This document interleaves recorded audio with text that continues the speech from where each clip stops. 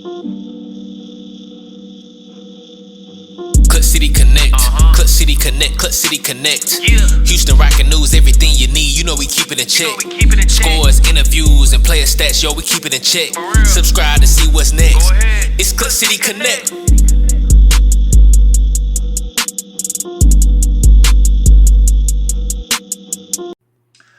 All right, what is the deal, YouTube? This is your boy Tyler A. And your boy AP. And we want to welcome you guys to another episode of Clutch City Connect. And on this episode, we have a very special guest, my main man, Jackson Lloyd. And I want to say, guys, this number one, thank you so much for coming on, Mr. Lloyd. We truly appreciate you for coming on. And right now, look, I want you to have the floor. The floor is yours. Let the people know who you are, what you do, and where they can find you. Pretty much, you can find me on Twitter at Jackson Lloyd NBA. Currently, I'm just doing this as a hobby. Sometimes I write articles on Medium or post clips on Twitter, make quick videos varying in length, 10 minutes, 15 minutes, sometimes longer, like 30, 45 minutes. So it really just all depends where I'm at with my schedule, but always try and watch a few games a day. And you guys reached out, and thank you so much for your hospitality. It's been such a infectious environment so far. I'm excited. Well, surely trying to give you some Southern hospitality coming all the way from Texas, South Texas at that. So we definitely want to ensure that you are comfortable here and you have an amazing time. So with you doing what you do, who is your favorite team to cover in the NBA so far? So my answer, I'll start off with a little bit of a biased answer because I'm a Timberwolves fan. So, of course, with how they're defending this season, really flipping the script from last year, that's been tremendous to watch. One of the best teams in franchise history.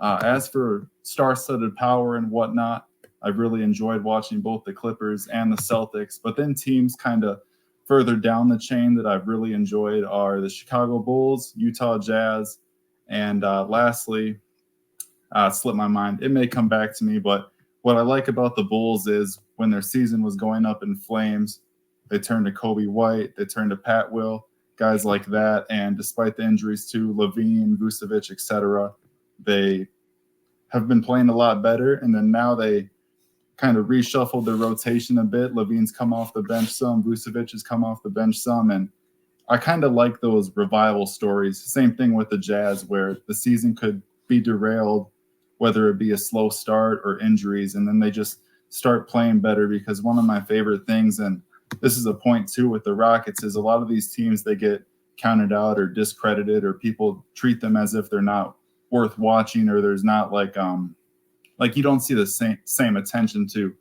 various storylines with the season or people keeping up with them. And I think that, I don't know, I just always enjoy watching a team and learning something about them. And then whenever I watch another team that I see more frequently and they're on the schedule, I feel like I've kind of established a baseline knowledge with them. Sweet. And I got to say, man, in all honesty, even being a Rockets fan, to kind of go off tangent from them, I love watching the Jazz play. And especially since Will Hardy is a millennial coach, so that just makes it all better. I mean, being as young as he is and being able to deal with different personalities in the league is amazing. And the fact that last season they bought into his system, I don't know what's going on this season. It's kind of like they're having more downs and ups. But it's truly amazing to see where they are and where Will Hardy is carrying them. And they have a bright future with him being at the helm. Right. And as far as the Bulls situation, it's a very interesting situation going on in Chicago, because it seems like they're going to sell off some of their pieces, but it seems like they kind of don't want to. So it's kind of like this, but it's probably going to come down to that once the trade deadline comes. But I want to kind of say, it wasn't pretty either, though. Very true. Very true. But I want to kind of segue away from that and kind of talk to you about the Houston Rockets.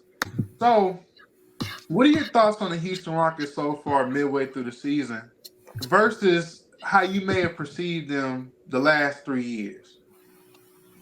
So over the past 3 or 4 years, however long it's been since the Harden trade, they had that initial stretch where they were playing so well. But as they started to get more and more young players in, I felt like there was so much just like churning through bodies with the roster. I feel like that despite having a nucleus of young players, I often felt like it would be a different team every few weeks, especially once we got later in the season. And I never thought that a big issue with the Rockets last season is we didn't see linear signs of growth. I think that they've always been a core and a young group that had so many promising players, Jalen Green, Jabari Smith Jr., at the time, KPJ, etc. And everyone could see the talent, but we weren't seeing the results, much like the Detroit Pistons this season, where they got a ton of guys where I think that they'll have long, impactful NBA careers, but at various points, it's been a complete disaster. This season, they make the coaching change, Ime Udoka, and the biggest thing to me is last season, let me just clarify, they were 29th in Basketball Reference defensive rating. This season, entering tonight, I'm sure it's going to drop after the Celtics game, but they were 4th entering the game, and that's with Eason missing some time, Dylan Brooks missing some time, 2 of the better wing defenders in the league. So I think, to me, not to be cliche and say respectability, but they now have the young nucleus of guys, and they also have veterans that can sit at the table to where if guys aren't competing or if guys aren't playing well, if guys are injured, it's next man up. We got a guy who can do this, this, and this. And I think that's why through about half the season, they're playing 500 ball, which is a big step forward. Absolutely. Absolutely. So I want to say, speaking of a couple of the young guys that you did bring up, what are your thoughts on the Rockets' young core when it comes to Jalen Green, Jabari Smith Jr., Tari Eason, Alperen Sengun, Amen Thompson, and Cam Whitmore? So I'll start with Jalen Green, since I feel like he's such a divisive player on social media. Mm-hmm. And I would say that my opinion of him has dipped a bit from when he was drafted, but I still think that he's a talented player, and I think that he's going to figure it out. This has probably been, now I'm not watching him every single game, but this has definitely been his best defensive season. Earlier in his career, when I watched him, I felt like he was always dependent on the step back jump shot, and despite being supremely athletic, it wouldn't always show forth in the rim attempts or getting to the foul line, etc. And he was dependent on creating space with the jump shot. To that point, I feel like he hasn't found a stroke of consistency as a shooter. With that said, I really like how he pairs. I know the results haven't always been there. I think he's a really good fit with Sengun. And to me, I feel like a lot of the viewpoints on young players, whether it's Jalen Green or Scoot Henderson, for example, it comes from fans seeing positive indicators with the team and wanting to accelerate the timeline. So a lot of the Jalen Green stuff, while he's had his fair share of struggles this season, to me, it's about consistency, finding a way to apply himself in a winning team, because previous iterations of the squad, he was the top guy. Now they got Van Vliet. Sengun's emerged as kind of the guy with the franchise. They have credible veterans like Aaron Holiday, Dylan Brooks, etc. And to me, I think that if there's any sort of low points in this season, it'll only make him a better player moving forward. Yeah. Absolutely. Absolutely. Patience is the name of the game, and like you say, Jalen is a very divisive player on Twitter. Yeah. I mean, I just got on 5-10 minutes before you came on, my man. I seen, hey, let's trade Jalen. It's like, I see that every single day. I'm like, if he has a 28-point game or if he has a 16-point game, these guys are ready to trade him. And like I've told a lot of people, Cam Whitmore is a special talent, but I think they drafted him to be the successor at small forward, not necessarily a shooting guard. Now, that doesn't mean that he can't play shooting guard. It's just ideally you want him to play small forward, because on paper, if you roll out in the next couple of years, you roll out Amen Thompson, you roll out Jalen Green, Cam Whitmore, Jabari Smith Jr., and Alperen Sengun, on paper, this looks like a team that could be a top 5 team in the league in the next 5 to 10 years. But you got to see the product on the court first. And when Dylan Brooks was out, Cam Whitmore was playing a lot of small forward, and they actually looked pretty good together, him and Jalen Green. So I don't believe that Rockets fans should give up on Jalen this season just because he's having an up and down year. I think it's more so a factor of adjusting to changes as far as him not, as you stated, not being the main option on offense anymore. To running a lot through Şengün and a lot through Fred VanVleet. Dylan Brooks is getting a lot of touches as well. So when you factor in all these things, especially as a young player at 21, it's going to be a difficult change when you've had the ball in your hands the last 3 years and you've been one of the main people to say, hey, go out there and just go shoot. Go out there and go get a bucket. Go out there and go do this and go do that. It's not like that anymore. It's much more organized ball. It's much more running an offense, half-court offense, a lot less transition buckets as well, which I think is also hurting Jalen because he can't really utilize a lot of the athleticism that he has. There's been some cases where VanVleet has missed him in transition altogether, and at the sake of just setting up the half-court offense. So I think Rockets fans have to show some type of patience as far as that is concerned.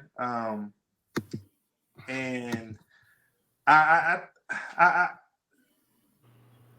just want people to understand that Cam Whitmore is going to be good, but I would not put him in that starting lineup yet. I wouldn't. Which kind of leads me to this next point, Jackson. So I want to talk to you a little bit about the NBA trade deadline, right?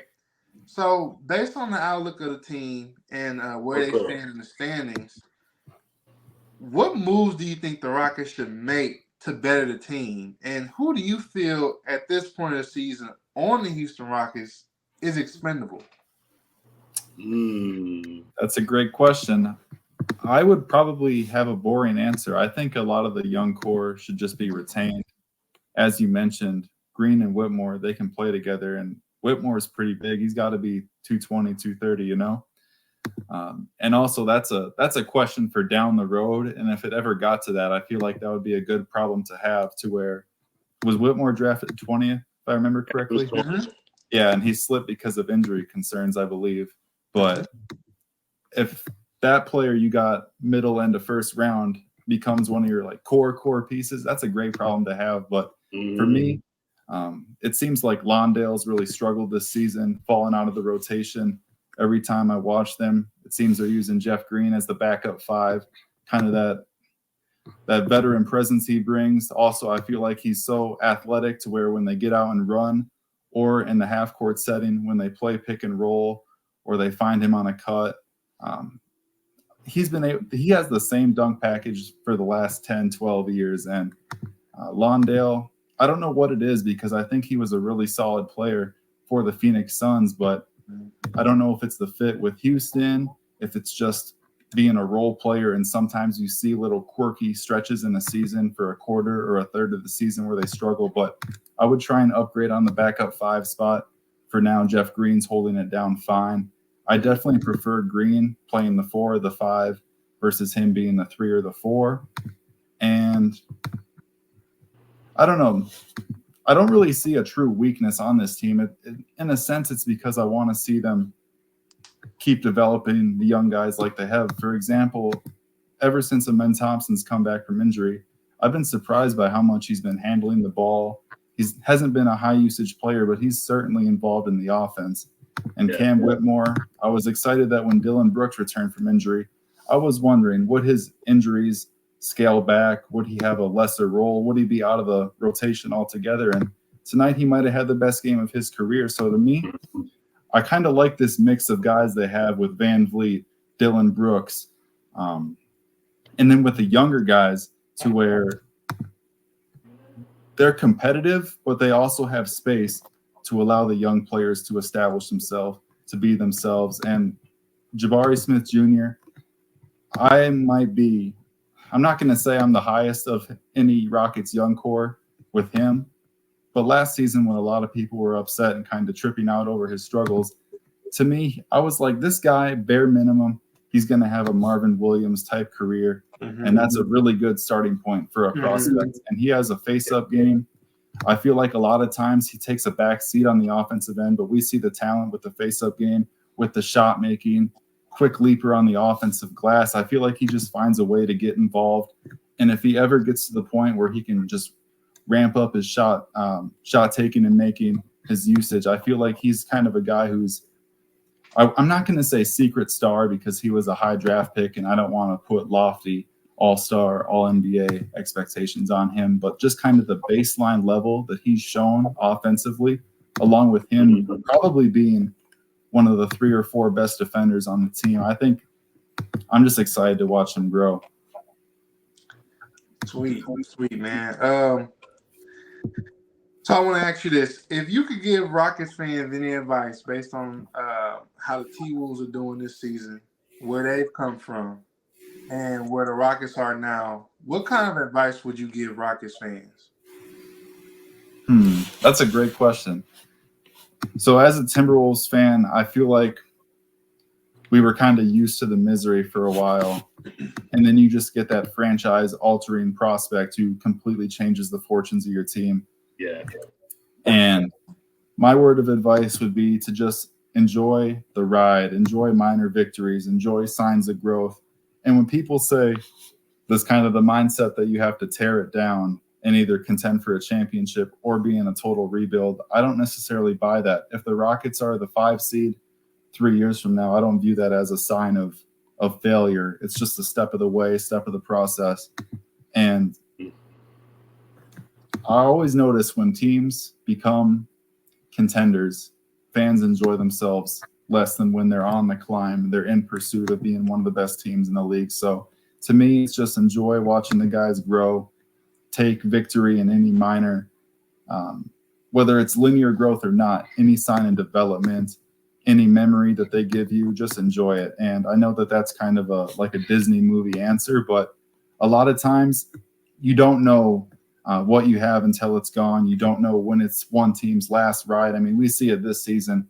The Golden State Warriors, they've been a dynastic team. Yeah. And their fan base is probably one of the most miserable in the league this season. And I feel like sometimes when you're winning so much, it gets to a certain point where you just start consuming yourself from the inside out. And I don't know, for me, even if I don't necessarily like a player or team's game, I'm trying to find the positive aspects in it, because just looking at it, if you're a team, you're going to try and focus on a player's strengths. And if they have a weakness, you're going to gravitate away from that and focus on what they can do.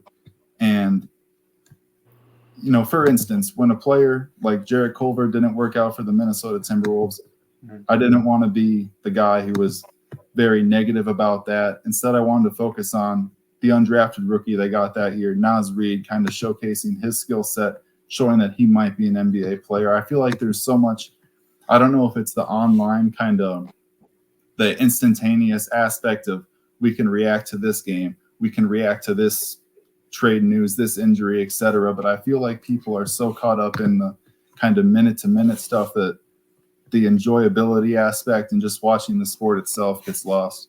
Mm-hmm. Yeah. Can absolutely agree. I agree. That's something that I've thought about for a long while. Why can't people just enjoy the product? Speaking of, Jarrett Culver now plays for the Rio Grande Valley Vipers. Yeah. Really? I didn't even know that. Yeah, he plays for the Rio Grande Valley Vipers. And, you know, a lot of times most people don't understand when it comes to potential. When you're drafting someone, you're drafting them based off potential of what they could be, not what they are. Mm-hmm. So you have to let – it's a lot of different factors that could be the reason why a player does not get to where he needs to be when they get to the league. It could be mental. It could be health-wise. It could be physical. It could be a player just not picking it up. A lot of times it could also be the coaching culture, or it could be the culture of the team. So there's a lot of different factors that goes into it that I think a lot of fans don't truly understand, which is something that I'm trying to get people to understand when it comes to the Rockets. It's been an entirely different culture shifts from Steven Silas to Ime Udoka. Two different philosophies on offense and defense, two different focuses when it comes to the overall game and game plan. So this is what I want to ask you too. If you guys have a generational talent, Anthony Edwards, someone that I think is a phenomenal player. I mean, he's getting comparisons athletically to Michael Jordan, and realistically, I think outside of Kobe, he athletically is very similar to Jordan. So I want to ask you this: based on what you guys have with Anthony Edwards, if you could give any advice to Jalen Green on how to get to where he needs to be potential wise, because these two used to duke it out in high school and they were both supposed to be next man up in the NBA. What advice would you give to Jalen Green to get there? There's this interview that Anthony Edwards did where he talks about his pre-draft workout with the Warriors, and he says that Steve Kerr was getting on him about his effort level, and he thought that he was playing hard and going through the workout and the drills with maximum effort, but he didn't know what that meant. And to connect that to Jalen Green, you might think that, I don't want to say he's not playing hard or any of that. I feel like that's so unfair to so many players, but to me, the next step for Jalen Green is he's playing hard, he's trying. He was part of stage one, floor one, bottom floor of the rebuild. So he's going to see this whole process through, hopefully.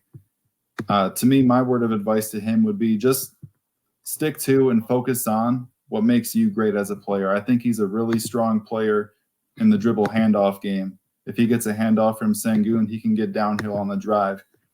And then the aspects that you are less than stellar at, obviously being a 6'4" guard, he's very athletic.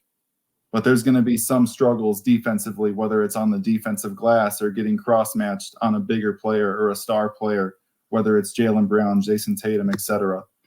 So lean on what you can do as a player, and then whatever your areas of weakness are, funnel everything into that. Because with Anthony Edwards, when he came into the league, he was just a freak of nature athlete. He could hit any shot. But at times that led to just ultimately poor decision-making, poor shot attempts, getting stripped on drives, etc. And I feel like it took 3 quarters, half of his rookie season for him to kind of settle into what he could be as a player, what his limitations are. And then since then, it hasn't always been perfect. There's a lot of times where he makes the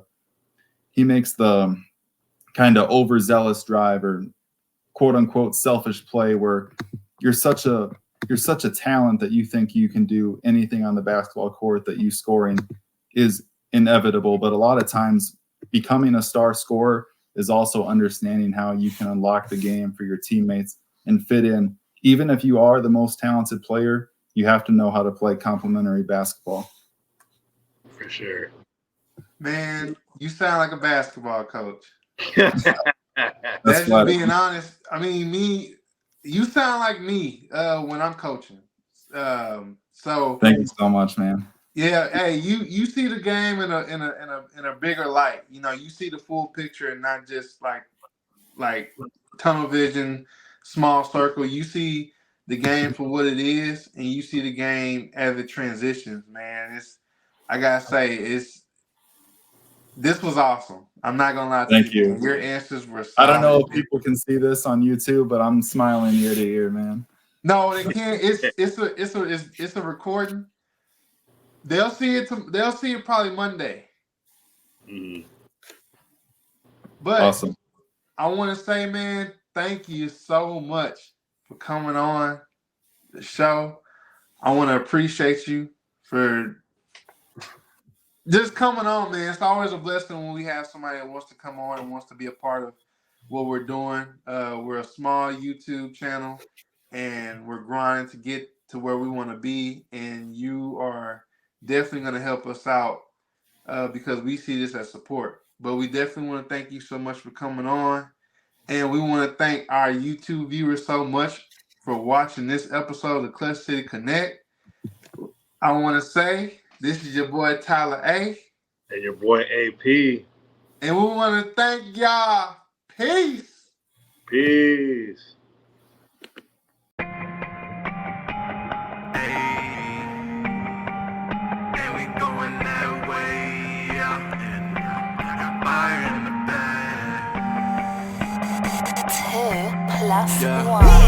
Took 2 shots to the brain, yeah. Then I put the fire to the flame.